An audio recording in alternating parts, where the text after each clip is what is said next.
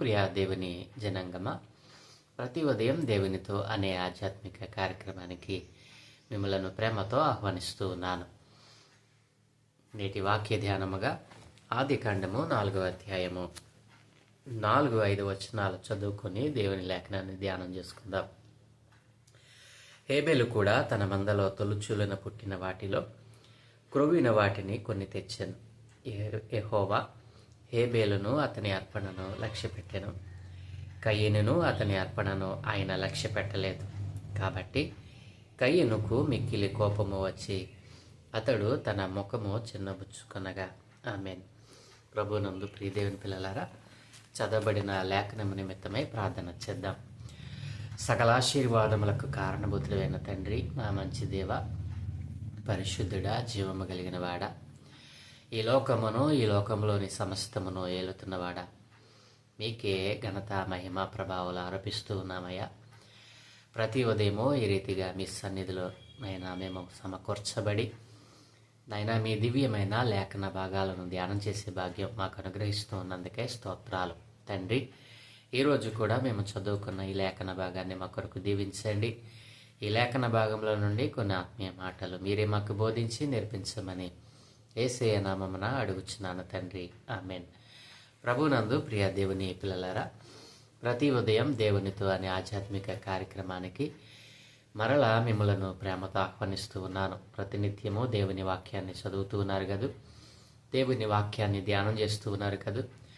మరి ప్రతి ఉదయము దేవుని యొక్క వాక్యముతో, దేవునితో సహవాసముతో, దేవుని యొక్క సన్నిధిలో మనము కొద్ది నిమిషాలు మనం లేవటంతో ఆయన సన్నిధిలో గడిపితే మనకు ఎంతో ఆశీర్వాదకరం.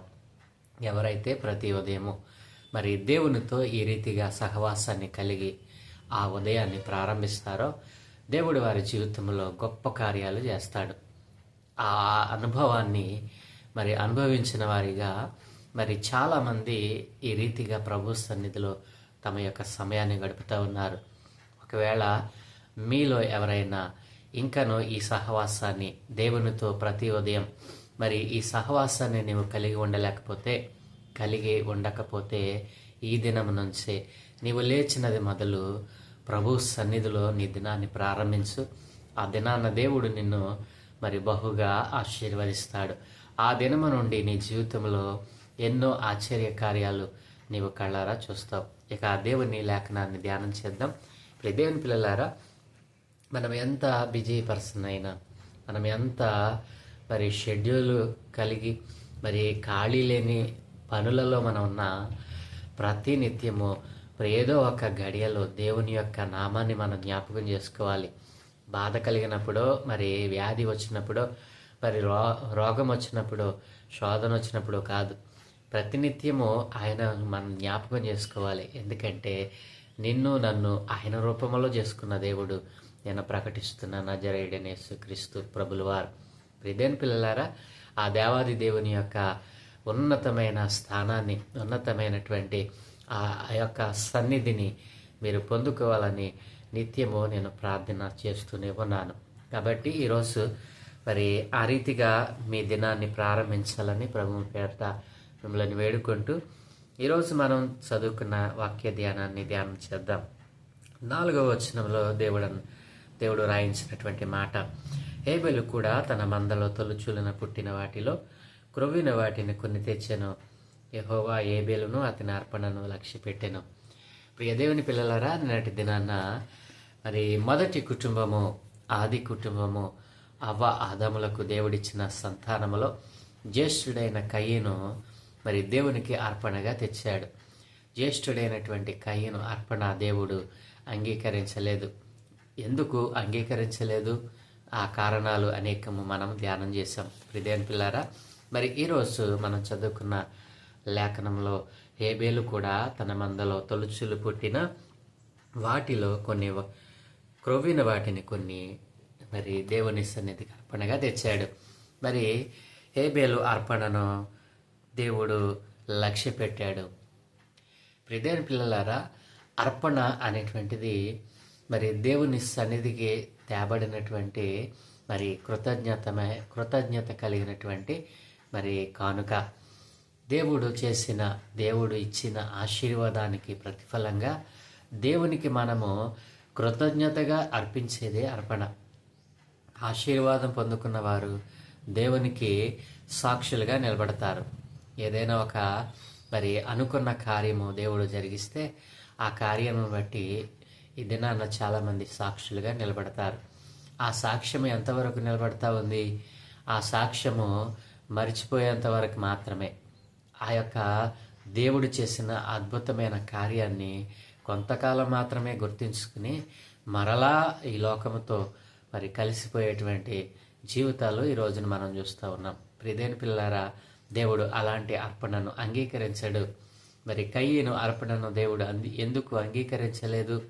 హేబేలు అర్పణ ఎందుకు అంగీకరించబడింది అని అంటే, ఇది నాన్న హేబేలు అర్పణ ఎందుకు లక్ష్య పెట్టాడో దేవుడు, ఆ యొక్క విషయాన్ని మనం ధ్యానం చేద్దాం. ప్రియమైన పిల్లరా, ఇద్దరు ఆశీర్వదింపబడిన కుటుంబంలోనే ఉన్నారు. ఇద్దరు దేవుని కుటుంబముగా పిలువబడిన మొదటి కుటుంబంలోనే ఉన్నారు. దేవునితో సహవాసం చేస్తూనే ఉన్నారు. దేవునితో తల్లిదండ్రులు ఏ రకమైన భక్తిని కలిగి ఉన్నారో ఆ భక్తిని వారి నుండి వారు పొందుకున్న వారుగా వారు బ్రతుకుతూ ఉన్నారు. ఎవరి పనుల్లో వారు చక్కగా జీవిస్తూ ఉన్నారు. అయితే దేవుడు ఆశీర్వదించిన కారణాన్ని బట్టి ఒకానొక దినాన వారి తల్లిదండ్రులు ఎలాగున దేవునికి కృతజ్ఞతాస్తుతులు చెల్లించారో, కృతజ్ఞత అర్పణలు చెల్లించారో, అది చూసినటువంటి వారి జీవితంలో కూడా దేవునికి ఇవ్వాలి అనేటువంటి మనసు కలిగి ఉన్నారు. అక్కడ వరకు బాగానే ఉంది. ప్రియమైన పిల్లారా, అయితే ఆ అర్పణ ఇచ్చేటప్పుడు దేవుని సన్నిధిలో ఎలా పడితే అలా ఇవ్వకూడదు. దేవునికి ఏది పడితే అది ఇవ్వకూడదు. శ్రేష్టమైనది, ప్రశస్తమైనది ఇవ్వాలి అనేటువంటి ఆలోచన ఇరువురిలో ఒకరికే ఉన్నదని ఇక్కడ మనకు అర్థమవుతా ఉంది. ప్రియమైన పిల్లారా, ఇక్కడ ఇరువురిలో ఒకరికే ఉందని మనం ఎలా చెప్పగలం?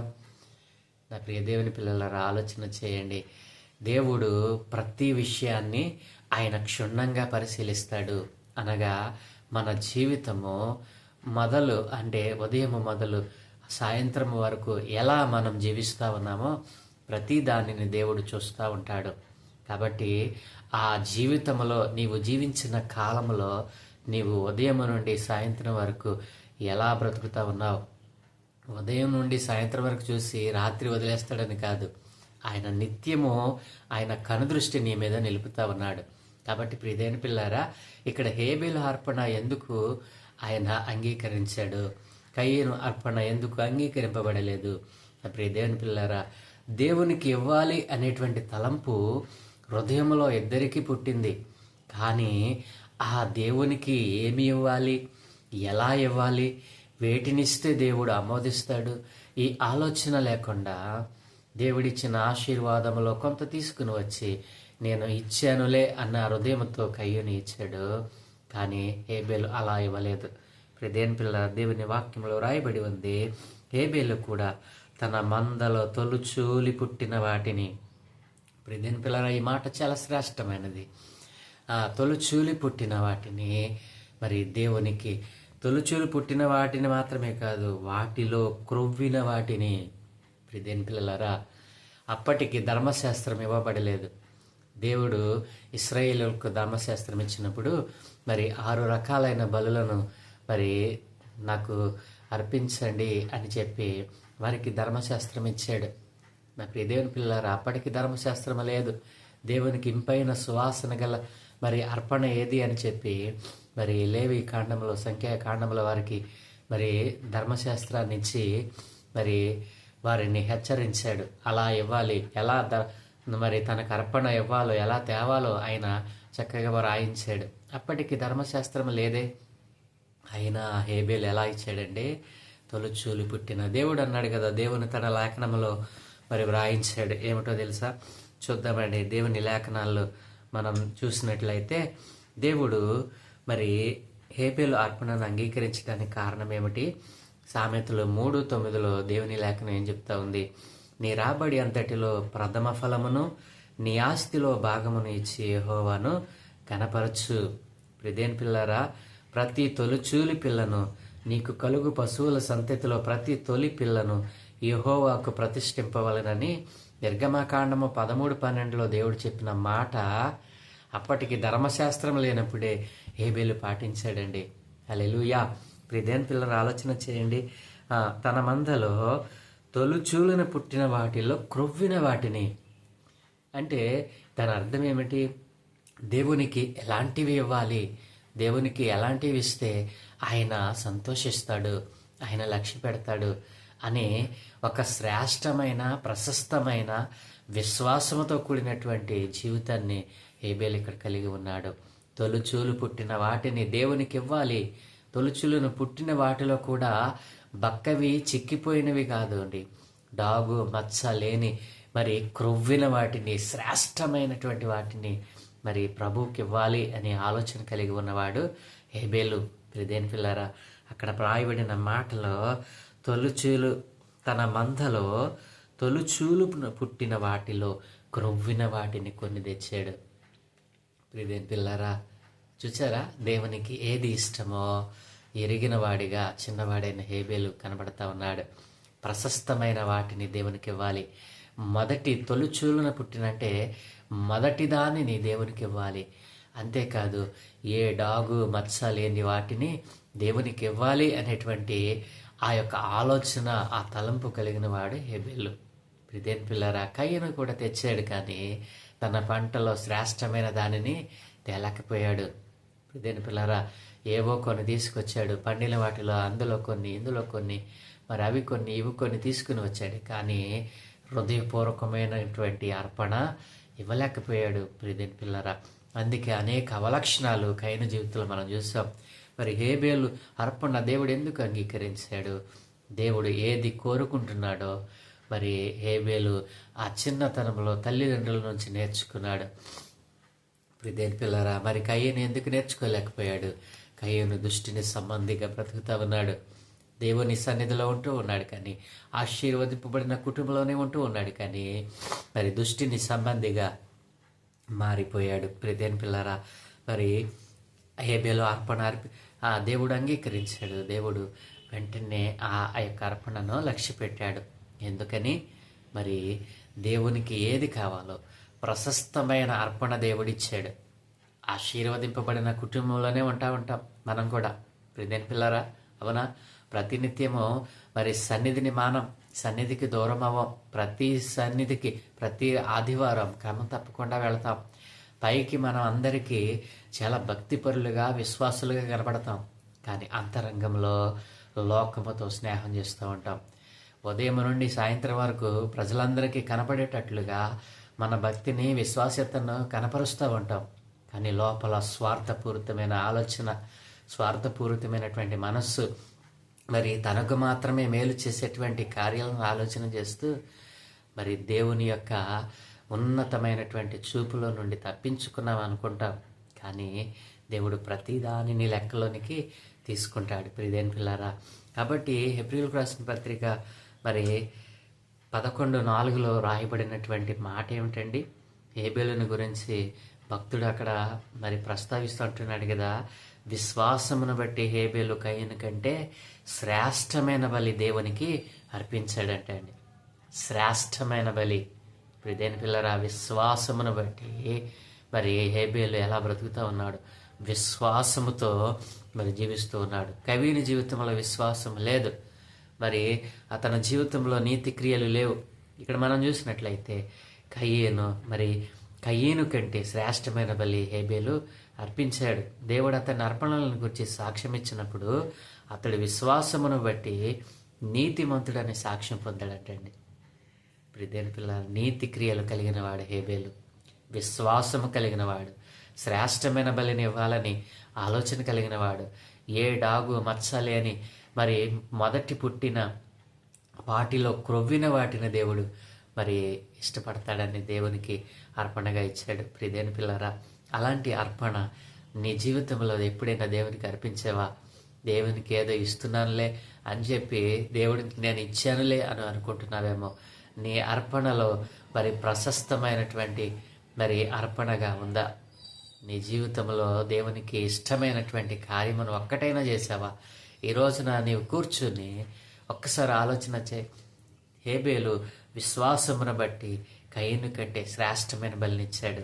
ప్రియదేని పిల్లరా, ఏ డాగు మత్సలేని మరి క్రొవ్విన దానిని దేవునికి అర్పణగా ఇచ్చాడు. వెంటనే దేవుడు తన అర్పణను అంగీకరించడానికి కారణం ఏమిటి?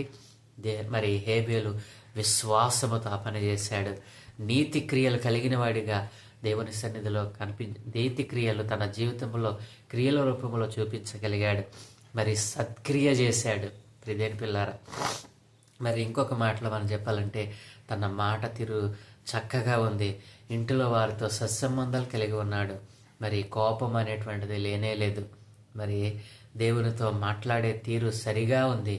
మాట్లాడటానికి దేవుని సన్నిధిలో మరి తను తాను తగ్గించుకున్నాడు.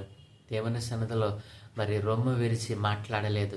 నీవు దేవుని మందిరానికి వెళ్ళినప్పుడు నీ ప్రవర్తన జాగ్రత్తగా చూసుకోమన్నటువంటి ఆ వాక్య లేఖనాలను మరి ఎప్పటికీ అనుగ్రహింపబడకుండానే హేబేలు కలిగి ఉన్నవాడిగా మనం కనపడతా ఉన్నాడు. ప్రియదేని పిల్లరా, మరి బుద్ధిహీనత తన జీవితంలో లేనే లేదు. బుద్ధిహీనుడు ఇలాంటి ప్రశస్తమైన అర్పణ అర్పించలేడు. ప్రియదేని పిల్లరా, మరి దేవుని భయం లేకుండా బ్రతకలేదు. దేవుని భయముతో, దేవుని సన్నిధికి వణుకుతో ఆయనకి ఏది ఇష్టమో అలాంటి ప్రశస్తమైన అర్పణ దేవునికి ఇచ్చాడు. నా ప్రియదేని పిల్లరా, అందుకే దేవుడు మరి ఆ అర్పణను వెంటనే అంగీకరించాడండి. అర్పణ అర్పించటం దేవుని యొక్క ఆశీర్వాదం పొందుకోవడం ఎంత శ్రేష్టమైనటువంటి అర్పణ. హేబేలు జీవితము, హేబేలు అర్పించినటువంటి ఈ అర్పణ జీవితం నీలో ఉందా? ప్రియదేని పిల్ల, ఇందాక నేను చెప్పినట్లుగా పైకి ఒకలాగా లోపల ఒకలాగా నీ జీవితం ఉంటుందేమో. ఏ మచ్చ డాగు లేని పరిశుద్ధమైన జీవితం నీలో ఉందా? ఈ రోజున పరిశీలన చేసుకో. దేవుడు హేబేలు అర్పణను ఎందుకు అంగీకరించాడు? మరి దేవునికి ఏది ఇవ్వాలో తాను ఎరిగి ఉన్నవాడిగా కనబడతా ఉన్నాడు. తొలుచూలిది దేవునికి ఇవ్వాలని దేవుని లేఖనం, ధర్మశాస్త్రం చెప్తా ఉంది. మరి నీ తొలుచూలు సంతానాన్ని దేవునికి ప్రతిష్ఠిత చేసావా? అది ఆడదైనా మగదైనా. నా ప్రియ దేవుని పిల్లలారా, ఈ రోజున మనం చూస్తూ ఉన్నాం, మరి మాకు సంతానం ఇవ్వు అని చెప్పి దేవుని దగ్గర గోజాడి మరి దేవుని చేత ఆశీర్వాదం పొందుకున్న తర్వాత ఆ విషయాన్ని మర్చిపోతా ఉన్నాం. దేవుని యొక్క ప్రశస్తమైనటువంటి మరి దేవుని మాటలను నిరర్ధకం చేస్తూ ఉన్నావు. దేవుని ఆశీర్వాదాన్ని పొందుకొని దేవునిని మరి నీవు ప్రక్కన పెట్టేస్తున్నటువంటి జీవితం. దేవునికి అర్పణ ఎలా ఇవ్వాలి, దేవునికి అర్పణ ఎలా ఇస్తే ఆయన లక్ష్య పెడతాడు, ఈ ఆలోచన లేకుండా చాలామంది మేము ఇస్తున్నాం కదా, మా జీవితంలో ఎందుకు ఆశీర్వాదాలు రావటం లేదు, మేము ఇస్తున్నాం కదా, అందరికంటే ఎక్కువ ఇస్తున్నాం కదా అని చెప్పి చాలామంది దేవుని దగ్గర మరి పోట్లాడుతూ ఉంటారు. ఆ పోట్లాట్లో ఏమైనా అర్థం ఉందంటారా? దేని పిల్లరా, దేవుని దగ్గర దేవునికి మనం ఎలా ఇవ్వాలి? మరి హేబేలు ఎలా అర్పించాడో, దేవునికి ఎలా అర్పిస్తే మరి దేవుడు దాన్ని లక్ష్య పెడతాడు ఎరిగిన వాడై దేవునికి ఇచ్చాడు. వెంటనే దేవుని ఆశీర్వాదాన్ని పొందుకున్నాడు. నీ జీవితంలో కూడా ఇలాంటి ఆశీర్వాదం రావాలి అని అంటే మరి హేబేలు కలిగి ఉన్నటువంటి విశ్వాసమును నేను కలిగి ఉండాలి. నీతి క్రియలు నీ జీవితంలో ఉండాలి. మరి సత్క్రియలు నీ జీవితంలో ఉండాలి. దేవునికి ఏది ఇస్తే ఆయన దానిని ఆగ్రాణిస్తాడు, దాన్ని లక్ష్య పెడతాడు అనేటువంటి ఆలోచన మొదట నీకు ఉండాలి. ఎలా పడితే అలా దేవునికి ఇవ్వటం, ఎలా పడితే అలా దేవుని సన్నిధిలో కనబడటం నీ జీవితంలో మరి దేవుని ఆశీర్వాదాలను దూరం చేసుకున్నటువంటి మరి అనేక సందర్భాలు ఈ కారణాన్ని బట్టి. కాబట్టి దేవుని దగ్గర ఎలా పడితే అలా మాట్లాడటం కానీ, దేవుని సన్నిధిలో ఎలా పడితే అలా జీవించడం కానీ చేయకూడదు. హేబేలు ఎలా జీవించాడు? ఆశీర్వదింపబడిన కుటుంబంలోనే ఉంటూ ఆ ఆశీర్వాదానికి తగ్గట్టుగా ఆయన జీవించాడు. తల్లిదండ్రులకు విధేయత, మరి దేవుడంటే భయము, దేవుడు ఎలాంటి క్రియలు కలిగి ఉంటే ఆయన ఇష్టపడతాడో అలాంటి నీతి క్రియలు కలిగి ఉన్నాడు. దుష్ట హృదయాన్ని దూరంగా పారద్రోలాడు, దుష్టినితో సంబంధాన్ని తెంచుకున్నాడు, విశ్వాస జీవితంలో మరి ముందుకు కొనసాగాడు. అందుకే దేని పిల్లారా, అర్పించటంతో అది దేవుని సన్నిధికి చేరింది. దేవుడు ఆశీర్వదించాడు, లక్ష్య పెట్టాడు. ఇలాంటి ఆశీర్వాదం నీ జీవితంలో నీవు పొందుకోవాలని ఆశపడతా ఉన్నావా? అయితే హేబేలు కలిగి ఉన్న ఆలోచన మరి మొదటిది, శ్రేష్టమైనది, ఏ డాగు మచ్చ లేని మరి పరిశుద్ధమైన అర్పణ నీవు దేవునికి అర్పించగలిగితే ఆ ఆశీర్వాదాన్ని నీవు కూడా వెంటనే పొందుకోగలవు. నా ప్రియ దేవుని పిల్లలారా, మరి ఏబేలు లాంటి అర్పణ జీవితం నీలో ఉందా? ఈరోజు ప్రభు సన్నిధిలో మరియు ఈ రోజైనా సరే ప్రభు సన్నిధిలో నిన్ను నీవు తగ్గించుకొని దేవుని పాదాల చెంత అడుగు చూడు. నీ జీవితాన్ని నిన్ను నువ్వు తరచు చూడు. రక్షణ పొందుకొని ఎన్ని సంవత్సరాలు గడిచిపోయిందో దేవునికి ఒక్క దినమైనా ఇలాగున బ్రతికావా? దేవుడు నీ జీవితంలో కార్యములు చేయటం లేదని మరి దేవుని మీద నిందేయటం కాదు, నిన్ను నీవు పరిశీలన చేసుకొని దేవుడు మరి కోరుకున్నటువంటి రీతిలో నేను జీవిస్తూ ఉన్నానా? దేవుని మనస్సు ఎరిగి నేను బ్రతుకుతా ఉన్నానా? దేవుడు నా పట్ల ఏమి ఉద్దేశాన్ని కలిగి ఉన్నాడు? దేవుడు నా పట్ల మరి తన చిత్తాన్ని వెల్లడి చేయాలని ఆశపడతా ఉంటే దానిని నీవు త్రోసివేస్తూ ఉన్నావేమో. ప్రభు సన్నిధిలో మోకరించి ఈ రోజైనా దేవుని దగ్గర నీవు దానిని మరి కనిపెడతావు కదూ. దేవుని అడుగు, దేవుడు నీకు తప్పక సహాయం చేస్తాడు. దేవుడు ఈ మాటలను దీవించునుగాక. ప్రార్థన. దయగలిగిన తండ్రి, కృపగలిగిన దేవ, ఘనమైన ఉన్నతమైన నామానికి స్తోత్రాలయ్యా. హేబేలు అర్పణ శ్రేష్టమైనది నాయన, నీవే సాక్ష్యం ఇచ్చావు తండ్రి. నాయన అర్పణ అర్పించినప్పుడు ఆ అర్పణ మీకు ఎలా తేవాలో, ఎలా అర్పించాలో ఎరగని వారిగా నాయన ఒకవేళ మీకు అర్పణలు అర్పించేవారు ఎక్కువైపోయారు నాయన. తమను తాము హెచ్చించుకుంటూ, తమను తాము తెలియపరచుకుంటూ అయ్యా వారి జీవితంలో శ్రేష్టమైన దానిని పోగొట్టుకుంటా ఉన్నారు, ఆశీర్వాదాలను పోగొట్టుకుంటా ఉన్నారు నాయన. ఈ దినాన్న ఎందరైతే నాయన మీకు ఇచ్చి ఆశీర్వాదాలను దూరం చేసుకుంటా ఉన్నారో ఎలా ఇవ్వాలో నేర్చుకోవాలి నాయన, ఎలా ఇవ్వాలో నేర్పించావు నాయన. నీ సన్నిధిలో ఎలా మేము నడవాలో, ఎలా నడుచుకోవాలో అయ్యా ఇదిగో తండ్రి, హేబేలు జీవితంలో నుండి కొన్ని మాటలు మాకు నేర్పించారు. హేబేలు జీవితంలో మేము నేర్చుకున్న శ్రేష్టమైన మాట, ప్రతి తొలుచులిది ఏ మచ్చ డాగులేనిది నీకు ఇవ్వాలని. అంతేకాదు నాయన, మా ఆధ్యాత్మిక జీవితము ప్రతినిత్యము మీ కన్నులలో నుండి తప్పించబడదు అని, మీ కనుదృష్టి మా మీద ఉంటుంది అని, మా జీవితము వెలుగులో ఒకలాగా చీకటిలో ఒకలాగా కాకుండా ఆయన వెలుగు చీకటిలో కూడా ఒకే రకమైన పరిశుద్ధమైన ఏ మచ్చ డాగులేని బ్రతుకును మేము జీవిస్తూ ఆయన మీకు ఉపయోగపడే పాత్రలుగా ఉండడానికి సహాయం తెచ్చేమని.